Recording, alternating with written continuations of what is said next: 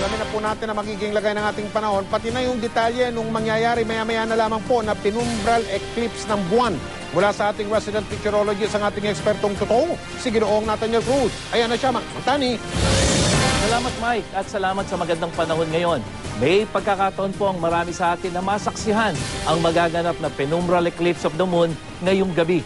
Wala po kasing masyadong ulap sa malaking bahagi ng bansa, kaya makikita nyo ang penumbral eclipse na magsisimula po mamayang 8:12 ng gabi at tatagal hanggang 12:53 ng madaling araw. Ang penumbral eclipse ay ang pagdaan po ng buwan sa pagitan o dito po sa may likod ng mundo, na kung saan ang mundo po kasi ngayon nasa pagitan ng buwan at ng araw.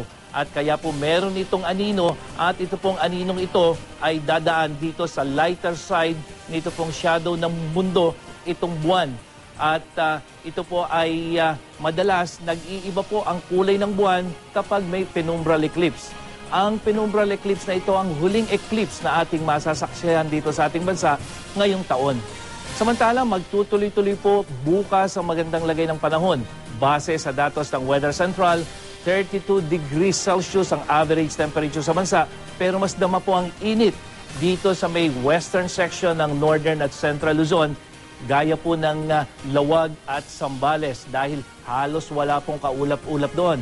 At dito sa Metro Manila ay asahan din po natin ang maaliwalas sa panahon sa maghapon. Bukas po yan, napakababa po, halos zero ang probability ng pagulan. Mababa rin ang tsansa ng pagulan sa Visayas kahit po mas maulap sa malaking bahagi nito. Pero dyan po sa southern part ng Mindanao, posibleng umulan po at yan ay dahil sa epekto ng Intertropical Convergence Zone o ng ITCZ. At para sa karagdagang update sa ulat panahon, pwede nyo rin pong bisitahin ang GMA News weather page. Ako po si Nathaniel Cruz para sa I Am Ready, serbisyong totoo ng GMA News.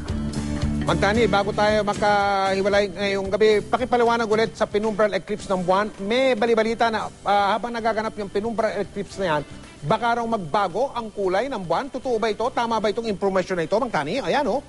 Oh Mike, bahagyang magbabago. Yun nga lamang dito kasi kapag titignan natin yung buwan, maaaring hindi natin mahalata. Kasi pwedeng kung gumagamit ka ng teleskopyo, makikita mo. Pero hindi masyadong magbabago yung kulay nitong buwan, Mike, dahil yung kanyang dadaan ng anino ay hindi ganong katindi. Hindi katulad kung yan ay dadaan doon sa mas madilim na bahagi ng anino ng mundo, yung tinatawag nating umbra o yung mas madilim na bahagi ng anino. Opo, nasasabi na ba ng mga eksperto katulad nyo kung ganong katagal ang pagitan ng mga penumbral eclipse ng buwan, Tani?